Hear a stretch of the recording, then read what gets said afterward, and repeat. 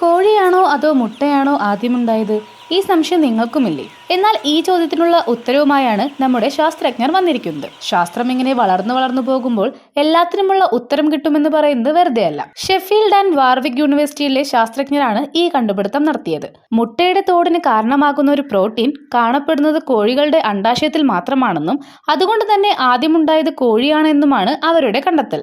ഓവോക്ലഡിസിൻ 17 എന്ന ഈ പ്രോട്ടീൻ മുട്ടയുടെ തോടിന്റെ നിർമ്മാണത്തിൽ ഒരു ഉത്പ്രേരകമായി പ്രവർത്തിക്കുന്നു. മുട്ടയുടെ ഉൽപാദന പ്രക്രിയയെക്കുറിച്ചുള്ള കൂടുതൽ വിവരങ്ങൾ ഒരു സൂപ്പർ കമ്പ്യൂട്ടറിന്റെ സഹായത്തോടെ ലഭ്യമാക്കിയാണ് ഈ കണ്ടെത്തൽ നടത്തിയത്. HECTOR എന്ന് പേരിട്ടിരിക്കുന്ന ഈ സൂപ്പർ കമ്പ്യൂട്ടറിന്റെ സഹായത്തോടെ കണ്ടെത്തിയ വിവരങ്ങൾ അനുസരിച്ച് മുട്ടയുടെ തോടിന്റെ നിർമ്മാണത്തിൽ OC17 സുപ്രധാന പങ്ക് വഹിക്കുന്നുണ്ടെന്ന് മനസ്സിലായി. യൂണിലെഡ് പങ്കുവച്ച ഇൻസ്റ്റഗ്രാം പോസ്റ്റിലൂടെയാണ് ഈ വിവരം പുറത്തുവിട്ടിരിക്കുന്നത്. എന്തായാലും അവരുടെ കണ്ടെത്തൽ അഭിനന്ദനം അർഹിക്കുന്നു തന്നെ, അതിൽ സംശയമൊന്നുമില്ല. പക്ഷെ പറഞ്ഞിട്ടെന്താ കാര്യം? നമ്മൾ മനുഷ്യരല്ലേ, അത്ര പെട്ടെന്നൊന്നും ആര് പറയുന്നതും വിശ്വസിക്കില്ലല്ലോ.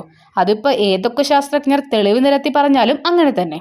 ഈ സ്വഭാവം നമ്മുടെയെല്ലാം കൂടപ്പിറപ്പായി പോയി. അതുകൊണ്ട് തന്നെ നിരവധി ഊഹാപോഹങ്ങളാണ് ഇതിനോടകം തന്നെ വന്നത്. കോഴിയിൽ നിന്നല്ലാതെ മറ്റൊരു ജീവിയിൽ നിന്നും ഉണ്ടായ മുട്ട വിരിഞ്ഞ് കോഴിയുണ്ടായി എന്നാണ് ഒരു വാദം. എന്നാൽ ആദത്തിനും ഹവ്വയ്ക്കുമൊപ്പം ദൈവം പക്ഷിമൃഗാദികളെയും സൃഷ്ടിച്ചു, ആ സൃഷ്ടിയുടെ ഭാഗമാണ് കോഴിയെന്നും ശാസ്ത്രജ്ഞർ ആളുകളെ തെറ്റിദ്ധരിപ്പിക്കുകയാണെന്നും മറ്റൊരു കൂട്ടരും പറയുന്നുണ്ട്. എന്നാൽ നേച്ചർ ഇക്കോളജി ആൻഡ് ഇവല്യൂഷനിൽ മുൻപ് പ്രസിദ്ധീകരിച്ച മറ്റൊരു റിപ്പോർട്ട് അനുസരിച്ച് ഉരഗങ്ങൾ, പക്ഷികൾ, സസ്തനികൾ തുടങ്ങി അമ്നിയോട്ട് വിഭാഗത്തിൽ ഉൾപ്പെടുന്ന ജീവികൾക്ക് വിവിപാരിറ്റിക്കുള്ള കഴിവുണ്ടായിരുന്നു. അതായത് ശരീരത്തിനകത്ത് വെച്ച് തന്നെ ഭ്രൂണം വളർച്ച പ്രാപിച്ച് പ്രസവം നടക്കുന്ന പ്രത്യുൽപാദനമാണ് വിവിപാരിറ്റി. ചെറുപ്പമായി ജീവിക്കാനും ഭ്രൂണത്തെ നിലനിർത്താനും ഇവയ്ക്കുണ്ടായിരുന്ന ഈ കഴിവ് അമ്നിയോട്ടുകളുടെ വർധനയ്ക്ക് ഇടയാക്കി.